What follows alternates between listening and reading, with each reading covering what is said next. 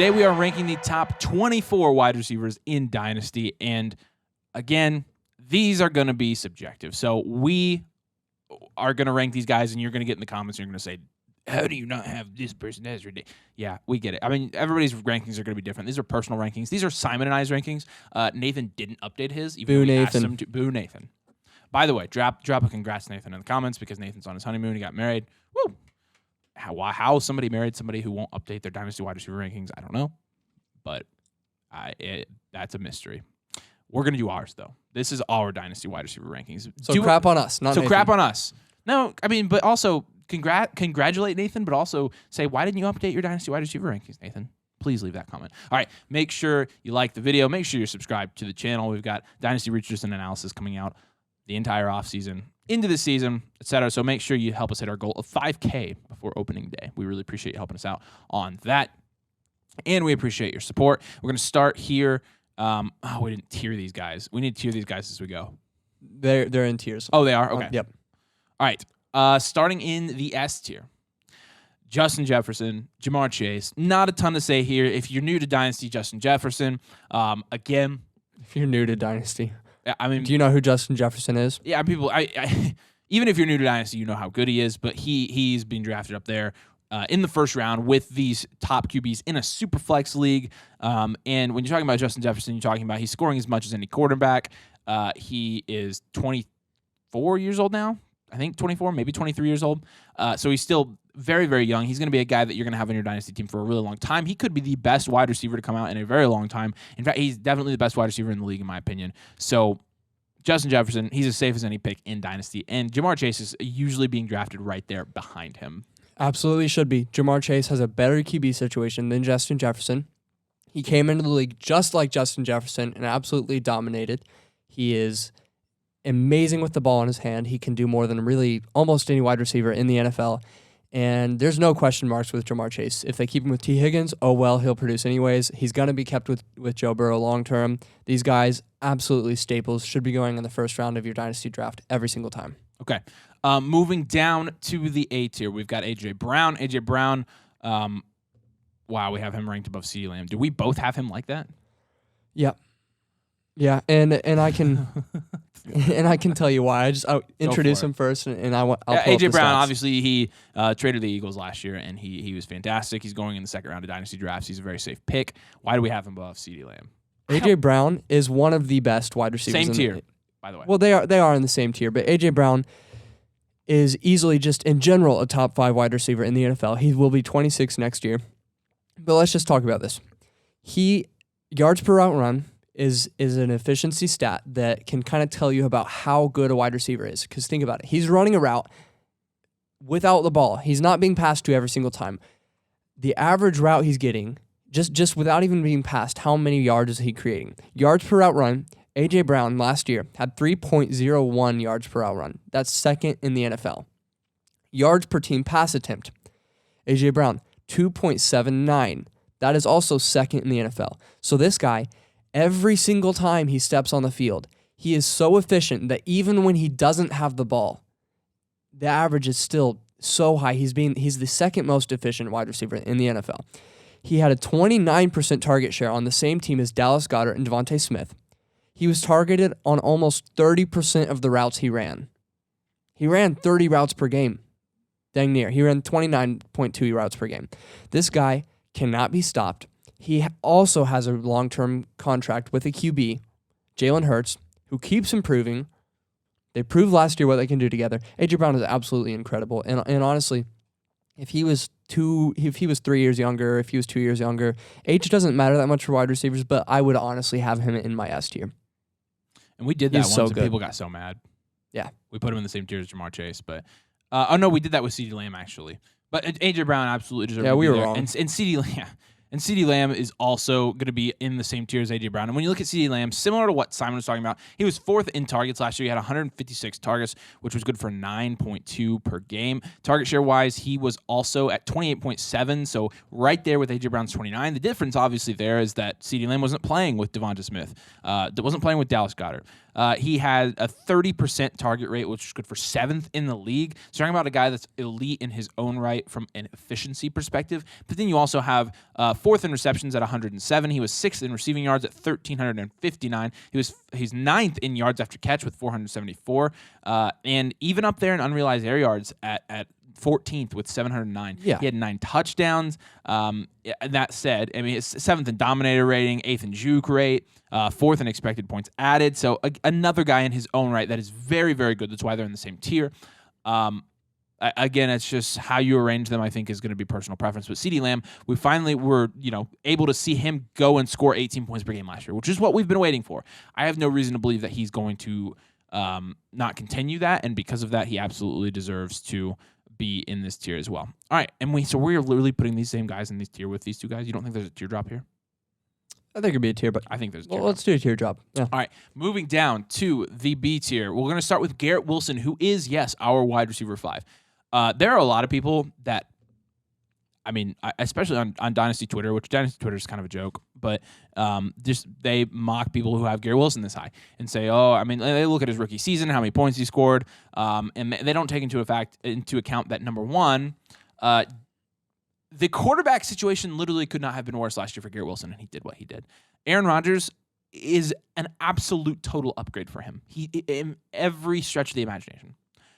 Garrett Wilson obviously this was his rookie year in the NFL. We don't expect wide receivers to perform that way in their rookie year, but Garrett Wilson did it anyways.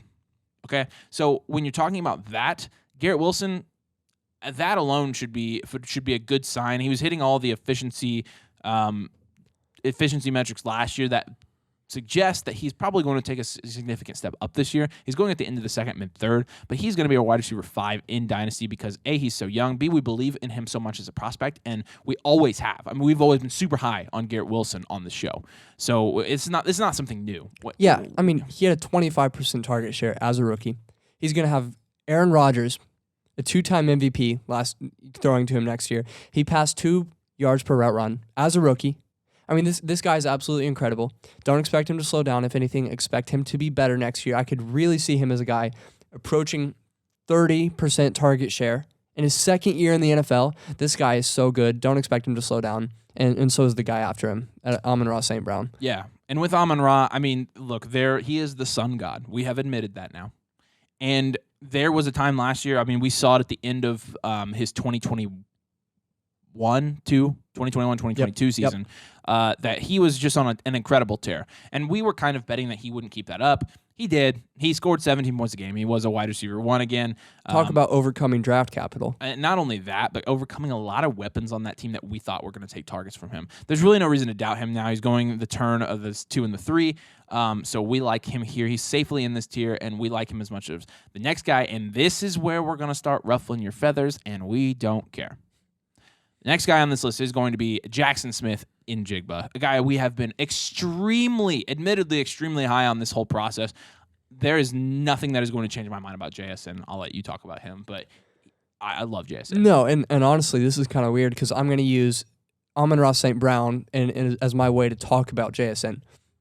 JSN is not your typical wide receiver that you see in the NFL that's going to be an alpha X wide receiver. He's not going to be Garrett Wilson. He's not going to be Jalen Waddle. He's not going to be Jamar Chase or Justin Jefferson. He is going to feed off of the receptions, just like Amon-Ra St. Brown is doing. Amon-Ra, his average depth of target is not very good, but he's getting so many targets per game. Amon-Ra, for instance, is running 28 routes per game, and he's being targeted on 32% of them. Jackson Smith and Jigba is going to do the same thing. He is so crafty. He is always open, and he's a very good athlete. There's an interview, and people say this is a bad example. There's an interview with him in a room with Garrett Wilson and Chris Olave, both up here on this list. We'll be talking about Olave soon. They're in a room together, and they say, who's the best athlete out of you? And they say Jackson Smith and Jigba is the best athlete out of the 3 of us. He's so incredibly talented, and he can do so much after the catch. Look at Amon-Ra. He does not need to be targeted 20 yards down the field to be 4th in the NFL in yards after the catch. Amon-Ra St. Brown was. Jackson Smith and Jigba is going to do the same thing, and we're going to stand firm on that. He is going to be a top 12 wide receiver in Dynasty. And honestly, after his first season, I expect him to be higher. Like this, we're calling our shots early on this one. So yeah, absolutely. And look, there are going to be a ton of you that get in the comments. He's playing with DK and Tyler Lockett. Look, guys. JSN's a better prospect than they were. He just is. And like I said, or like Simon said, He's going to make his living. You're playing in PPR leagues. He's going to make his living in the middle of the field. He's going to make the living on getting a ton of targets and receptions. And he's not going to be hindered by DK and Tyler Lockett. You heard it here first, I guess. He's not going to be. I mean, look at who he played with in college, to Simon's point again. And that didn't slow him down. These are two guys that came in and had two extremely good rookie years. Both of those guys were better than DK and Lockett. Olave and Garrett Wilson are both better wide receivers. JSN straight up outproduced him that year. There's no way around that. He's not going to be slowed down by target competition. He's going to have his role. He is going to dominate from day one. And that's a lot for a rookie wide receiver. We believe in his immediate production as well. He's going to be on a very, very good offense. And really, the principle of this is a lot of people like to inflate or deflate a player because of their landing spot way, way, way too much. Jackson Smith-Njigba is still Jackson Smith-Njigba. He's still got first-round draft capital, even though, I mean, who cares it wasn't 15 or 12? I mean, he got first-round draft capital. He's got the team investment. They're super excited about him. He's honestly maybe he might be the steal in the draft when it all. I mean, but you're talking about, where's drafted? Where's Justin Jefferson drafted, right? So that's not a discussion either. And with JSN, we've always believed in him, and we believe in him over the next guy, although they're in the same tier, and that's what's going to probably ruffle feathers. The next guy's going to be Jalen Waddle. Yeah, Jalen Waddle is on a team with Tyreek Hill, and we were just talking about it. Target competition. The more target competition you have, the fewer points you're going to have generated from each reception. PPR stands for, say it with me, points per reception. So every time you make a catch, there's an extra point added. When your volume goes down, your efficiency must go up. Jalen Waddle is the definition of efficiency. He's first in the NFL in yards per target. He's first in the NFL in yards per reception. And he's third in the NFL in fantasy points per target. So every single time he's targeted and he catches the ball, he's doing more than anyone else in the league. Except for in fantasy points per target, granted. But he's doing more than pretty much anyone else in the league, and that's why even on a team with Tyreek Hill, he absolutely deserves to be inside our top 24 and above Tyreek Hill. I mean, I couldn't agree with you more there. And then moving down to the last guy in this tier, and yes, we have him this high. I don't understand the sentiment behind. It's kind of the same sentiment with Garrett Wilson. Like, his rookie year was like, was it a fluke? Like, what do you think? Do you really think he's not going to take a step up? Chris Olave. 13 points per game last year in fantasy. He had 119 targets as a rookie. He's going to be playing with a better quarterback as a sophomore. A better quarterback. He's going to be a better wide receiver because he's developing. He's got a year under his belt. 1,000 receiving yards. And again, he caught 72 of those 119 targets, and a lot of that was quarterback play. It just was. I mean, when you occasionally have Taysom Hill throwing you the ball, that's kind of what happens. But why in the heck are we shorting this guy? We said this about Devonta Smith last year, and nobody listened. I mean, Devonta Smith came out and did something absolutely crazy, and then A.J. Brown got traded, and nobody thought he could do it. And Devonta Smith was a wide receiver 1 this year. Chris Olave, I mean, coming in as almost a wide receiver 2, a low-end wide receiver 2 in his first year, why on earth would he not be on track to improve what he did? When you look at his efficiency metrics, they are, I mean, incredible. Simon and I were looking at them earlier today. He has incredible efficiency metrics, and honestly, like there's not a reason to be shorting Chris Olave. Yes, there have been 27 wide receivers in NFL history to come out and put up 1,000 yards as a rookie. We said this last year. Chris Olave is one of them. Let me list off the other guys: A.J. Brown, Justin Jefferson, Jamar Chase, Michael Thomas, Decent. Amari Cooper, Decent. Odell Beckham Jr., Mike Evans, Keenan Allen, A.J. Green, Randy Moss, Anquan Bolden, and I can keep going. You don't need Every to. single one of these guys. Can we? Yeah. Can we? He put up 1,000 yards as a rookie. Granted, 17 games. I know. Chris Olave is so good. He is so freaking good. Yeah. I don't understand. I know I'm worked up, but there are a fair amount of people that just do not get it with Chris Olave. You get it here, though. This is where you're subscribed, so make sure you're buying Chris Olave everywhere. Moving down to the next tier here, we're going to start with Tyreek Hill. Tyreek Hill, honestly, where is this from? 5, 6, 7, 8. He's our 10. He honestly could be as high on this list. He honestly could be in the tier above. I mean, Tyreek Hill's a guy that's going to give you 20 points per game for the next 3 years. That in itself should be, I mean, enough to propel him high in these ranks. Yes. So we just talked 10 minutes ago about how good A.J. Brown was. Yeah. A.J. Brown was second in the league in yards per route run and second in the league in yards per pass attempt. You could reasonably say A.J. Brown is the second best wide receiver in the league. Who's the first? It's Tyreek Hill in both. Tyreek Hill leads the league in yards per route run and yards per team pass attempt. He's incredibly efficient. And while doing that, Tyreek Hill had a 31.6% target share and he was targeted on more than a third of his routes. So good. That's first in the league. He's so The hang up he's with so Tyreek good. Hill is that he's retiring in 3 years. So what? Win 3 straight championships before it happens. Mid-season, we were thinking Tyreek Hill was going to be the first wide receiver to break 2,000 yards, and he really could have. The dude is not slowing down. Not to mention he's doing it on a team. He's playing with Jalen Waddle, who in his own right is a very good wide receiver. Tyreek Hill's He's only 29. Next year's his 29-year-old season. It's not like he's 30 He's yet. such a good value right now.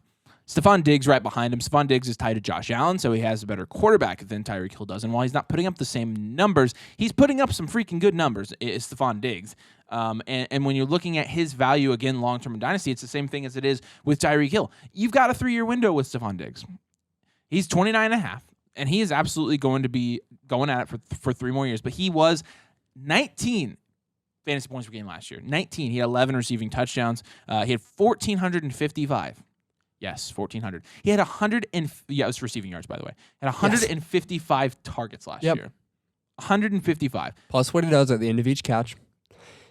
He is third in the league behind Tyreek Hill and AJ Brown in yards per route run. So this guy is also incredibly efficient. He's tied to an elite quarterback. There's really no questions for me here. Stephon Diggs is an incredible He's also very piece. good value. And what round is he going in right now? Like 4th round, sometimes third or fourth round. Yep. Yeah. I mean, that's a great value. sometimes the 3rd. Yeah, These guys are great value. These guys are our favorite. DK Metcalf's going to be our next guy on this list. And with DK, I mean, you know what you're getting with DK. DK is going to be a 1,000-yard guy, and he's going to be even with JS in there. I'm not of the opinion that DK is going to be majorly hurt by JSN because it's not like DK was putting up groundbreaking numbers before, but he's just a good fantasy wide receiver, and he's young. I mean, that's pretty much all there is to it. And with Metcalf, I mean, again, he's playing on a team with Jackson Smith-Njigba, with Tyler Lockett, so he's got plenty of help there. And you see those types of receivers help players out like DK all the time. I think they are going to help DK. He's a bigger body. We know that. He's 25.5 now, but when you look at what he did last year, 13.3 fantasy points per game, which was on a points per game basis, I think was 24th. So, I mean, he's really the first guy on what this he is. list that hasn't like put up anything groundbreaking to make his case. But DK Metcalf is a very good wide receiver. He's only 25. He has a long-term contract, and now he has a QB also on a long-term contract who's shown that he can succeed in that offense. And really, honestly, the next guy we're going to put after him, I think has a case to be going ahead, and that's Cooper Kupp. Go ahead. Cooper Kupp, you all know it. You've all seen it. He has been the best fantasy wide receiver in the league over the last 2 years, even getting hurt mid last season. He is so incredibly good. Just 2 years ago, Cooper Kupp had 191 targets in 17 games. Last year, through 9 games, he had 98 targets. So again, on track for more than 10 targets per game. PPR, points per reception, Cooper Kupp is the king. He had 25.9 points per game in 2021 and 22.4 last year before he got hurt. Also number 1. Yeah. Number 1 in points per game, even last year. He'll be 30. Oh, well. Go win your league. Draft him in the 5th round, some 4th, 3rd, whatever. Wherever he's falling, you should draft him. We him. can't take him over DK, I mean, is because Cooper Kupp, admittedly, is going to be 30 years old, like, really soon, before the season starts. So, yeah. And also the quarterback situation there is going to be kind of rough, and they're probably definitely looking at a rebuild now. So there's some questions, but from a on the field perspective, you saw what he did last year. From a points per game perspective, it's ridiculous. So Cooper Kupp's a great value. T. Higgins is going to be next on this list. This T. Higgins, a guy that it would be higher on a lot of other people's lists. And honestly, I hope you're upset about this because you deserve to hear the truth about T. Higgins. And the fact is, when you're looking at T. Higgins and what he does year over year, I mean, he's 24 years old. I mean, here are his fantasy points per game over his first 3 years: 12.2, 15.7, and 13.1. 15.7 is fairly good. Last year, he did, in 17 games, about what I thought he would. He was a wide receiver, too. He had 111 targets, 75 of those he caught. He had 1,000 receiving yards, and he had 7 touchdowns. Sounds a lot like the guy we just talked about in DK Metcalf. That's a very similar stat line. And honestly, I think that's what T. Higgins is. And I don't think we should be valuing T. Higgins any higher than DK Metcalf, honestly. And we obviously reflect that in our rankings with DK being higher. But with T. Higgins, I think a lot of people like to, although he is tied to Joe Burrow, it doesn't really matter. Being tied to Joe Burrow doesn't get you X amount of fantasy points a game. He's still scoring 13 fantasy points per game last year. That's how we should be valuing him. I mean, he's 24 and scoring 13 points a game. That's it. There's nothing more to it. Forget the team situation. Forget who's throwing to him, although that's important in the context of his long-term dynasty value. When you're talking about how he's going to benefit your team short-term, he's scoring 13 points per game. That's just it. That's what again, fantasy points wins you championships. That's what you have to look at. And 13 points per game isn't a top 8 dynasty wide receiver. And the thing with T. Higgins is he's not missing a lot of games, but he's not shown the ability to stay consistently healthy. Over the last 2 seasons, he's had multiple games where he's had to leave early, and then he'll miss the next week, or he'll leave early and just drop a dud because he got hurt midway through the first quarter. And that's not his fault necessarily, but he's just not being consistent. I need to put that caveat in there. There are going to be people that say he didn't play in 2 games or whatever. Yeah, well, you know what the best ability is? Availability. So drop that comment if you want. It's not going to change my mind. I mean, T. Higgins is what he is, and he's good. He's a good wide wide receiver. I think he'd be better if he were on a team by himself, but he doesn't. He's consistently overhyped. I mean, you look at. I'm going to drop him in my rankings talking about him. I mean, you look. There was a blind poll done. I'm going to put it up because.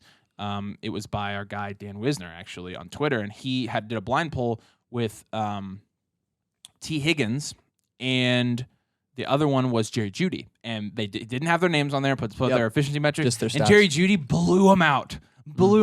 And I think people were probably crying themselves. Yeah, Jerry Jeudy has higher yards per route run and higher yards per team pass attempt, and I know that off the top of my head because I was just thinking about that yesterday. Yep, it's a really convicting stat there. And the next guy, honestly, I'm convinced to rank him over T. Higgins. I'm convinced to rank him over a lot of guys because I think he is set to have an absolute breakout season. I'm doing it too. That's going to be Drake London. Yeah, Drake London, target rate. So how often on the routes that he's running is he being thrown the ball? He's second, I believe, behind Tyreek Hill, right? In target rate, 32.4%. This guy... Yes, there's really no one else on his offense, but he is so incredibly good at getting open, and that was the worry for him. A lot of people before he was drafted. He was drafted 8th overall. He has draft capital out the wazoo. I mean, there's no other way to put it. He's being targeted 29.4% target share. He, as a rookie, had 2.4 yards per route run, and that's 11th in the NFL. So he's showing all the signs to be a wide receiver 1 in fantasy and in the NFL. This guy is so good. And he's 21. Is he 21? Yeah, he's 21. Yeah, I think he's still 21 years old. That's insane. He's crazy. That's insane. All right, moving down to our next tier here, we're going to have Devonta Smith here at the top. We'll go through these guys a little bit quicker. Devonta Smith came out last year playing with A.J. Brown, playing with Jalen Hurts. He was a wide receiver 1. He honestly could be higher on this list. That said, I think Devonta Smith has probably reached, at least in the next 3-year window, his value peak. And so given that, you know what you're getting with Devonta Smith. He's going to score you a lot of points. He's young. He's a safe investment. So Devonta Smith, a guy that we like, and we liked a lot last year, and we hope you listened when we told you to buy him. But the next guy on the list is going to be Quentin Johnston. Yeah, Quentin Johnston, he's gonna be the next Jalen Reagor. He came out of TCU. He's going to be a bust. Sell him now. No, I'm kidding. Don't helmet scout, please. Quentin Johnston. Helmet scout's lazy. He's a very unique prospect. He's big. He's tall. He's playing with Justin Herbert, and he has the draft capital. Expect to see the Chargers work him into their offense, even with Keenan Allen and Mike Williams, because they're probably on their way out. Quentin Johnston has a real opportunity to be his team's wide receiver 1 within the next 2 or 3 years. So, yeah. Jordan Addison's going to be next. Jordan Addison going to a team that desperately needed a wide receiver 2 to go along with Justin Jefferson. And now you look at Jordan Addison, his route running ability. A lot of people freaked out after his Combine 40. It's not going to affect Jordan Addison. He's probably I think he could be the wide receiver 2 among rookies this year from a points per game perspective. I could see him scoring 12 to 15 points per game this year right off the bat, and I could see him honestly getting to 800-900 yards, maybe even 1,000, and maybe this is a situation next year where he's still undervalued, just like Devonta Smith, like Chris Olave, and we're telling you to buy him then too. He's going to be a really good player for that team. He fits a team need for them, and so for that reason, I think he's going to be productive right away, and he's going to be a good value, obviously, because he's young. And then Devontae Adams is going to be here, and honestly, Devontae Adams could be higher. Yeah, I feel stupid having him this low. I think Devontae Adams should be closer to the top of this list. I'm moving him up. I think he should be over T. Higgins. Move T. Higgins down, move Devontae Adams up. Devontae Adams is so incredibly good. Yes, he's 30. He'll be 31 next year, blah, blah, blah. 32.6% target share. That's first in the league. 30.8% target rate. That's fifth in the league. He's incredible. He's top 10 in yards per route run and yards per team pass attempt. He's the second most elusive wide receiver in the league. He is so good. He's not slowing down. I really think he has another 2 to 3 years in him. Jimmy Garoppolo has the ability to get the ball to his weapons. So it's not like Derek Carr was an incredible QB that was doing something special with him anyways. They'll be fine. Yeah. Devontae Adams will be fine. He's a really good wide receiver. Moving down to our last tier here, we're going to start with Michael Pittman. I just kind of switched this on the go, but Michael Pittman playing with the Colts. A guy last year that everybody said was a lock to be a wide receiver 1, and we said, hello, no way. He's definitely not. That's not the type of wide receiver he is. We would know. We love the Colts, and we watch all their games. I mean, we called that one. We know what Michael Pittman is, and that being said, he's a fine pick in the 5th, 6th round this year. He might even be a buy if he slides that much. He got a ton of targets last year, and actually he produced at a fairly good rate with Matt Ryan and Sam Ellinger throwing him the ball. Given that Anthony Richardson is raw, I could see why somebody would be skeptical about that. Raw is not even the right word. Unexperienced is the better word. Yep. I don't think you watch his film and actually say he's raw. That being said, a lot of people are worried about how Michael Pittman is going to be affected by Anthony Richardson. I don't think it can get any worse than it did last year, so I'm comfortable with Michael Pittman wherever. And then Deebo Samuel's our next guy on this list. Yeah, I mean, a lot of people are low on Deebo Samuel. Yes, he's not an incredible wide receiver, but he's still at a 25% target share. And just 1 year ago, he had 21.2 fantasy points per game. The 49ers will use him. They signed him to a long-term contract. Don't panic. I saw him go for a second in a league the other day, and that was just, I almost puked when I saw that, knowing I could have done the same thing. But Deebo Samuel, he's a very talented player. We've all seen it. We've seen it in primetime NFL playoff games, all that, etc. Very good. Don't fade him too much. Moving on. Zay Flowers is going to be the next guy here. Zay Flowers is a guy that is in the same tier, really, when you're talking about rookies, as Jordan Addison, as Quentin Johnson. So when you're talking about Zay Flowers, guy came out of Boston College, didn't have a ton of college production, had some athleticism questions, but the NFL believes in him. They drafted him in the 1st round, which it doesn't guarantee anything, but gives you a little bit of value insulation. Rookie wide receivers are consistently the best investment in Dynasty, as they hardly ever lose value. At the very, very least, they maintain their value. And even in cases like Jameson Williams, who did absolutely nothing and actually should have hurt his stock because he got suspended this year for off-field issues, he's actually gone up 2 rounds. So you can, pretty much count out Zay Flowers being a bad investment. He's a really good pick here, and Treylon Burks is going to be next. Yeah, Treylon Burks, he only played 11 games as a rookie, but he did very well in the 11 games that he played. Had he played a full season, I honestly expect that he would have had probably 800 or 900 yards, and as we just said earlier with Devontae Smith, that is historically notable. He's a good wide receiver. He has a lot of skills, and he has a lot of attributes that you look for in a team's alpha wide receiver. There's no one else to take away targets from him in Tennessee. No one else. But Kyle so Phillips last year had 9 targets in his first. Nobody. And Treylon Burks is good. Treylon Burks is that good, no matter how good the weapons are there. And then Chris Godwin's going to wrap up this list, a guy that is just consistently a buy. He is just one of the best wide receivers in the entire NFL. And the reason we have him this low is because, A, the Dynasty community as a whole is fairly low on him, even lower than us, so we have to account for market value.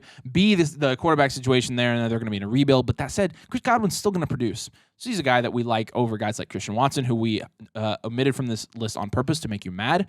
Guys like Jerry Jeudy, who a lot of people are going to be arguing should be on this list as well. Those are guys that could slide into this bottom tier. We're just doing 24. We're cutting it there, but they're our next guys, and you could flip-flop them probably in this tier, and we would be fine with it. But that's going to wrap up the top 24 Dynasty wide receivers. Let us know what you think in the comments. But again, it's every person's opinion. There's not necessarily a wrong answer for this, regardless of what you say. So either way, make sure you subscribe, because we're trying to get to 5K before opening day. Make sure you like the video. It helps us out a ton. We appreciate you watching. Thanks for joining us, and we'll see you later.